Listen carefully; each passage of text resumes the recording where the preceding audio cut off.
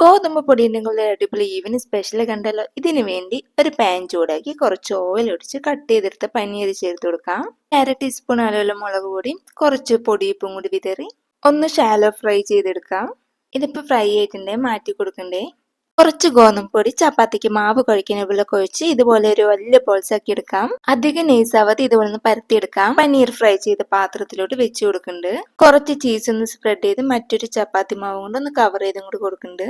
ഇനി ഇതുപോലെ ഒന്ന് ഉള്ളിലേക്ക് ആക്കി കൊടുക്കുന്നുണ്ട്. മുകളിലായി ടൊമാറ്റോ സോസോ പിസ്സ സോസോ ഒന്ന് സ്പ്രെഡ് ചെയ്ത് കൊടുക്കാം. ക്യൂബായി കട്ട് ചെയ്ത സവാള, ക്യാപ്സിക്കം, തക്കാളി, ഫ്രൈ ചെയ്ത പനീറും കുറച്ച് ചീസും കൂടി സ്പ്രെഡ് ചെയ്ത് കൊടുക്കാം.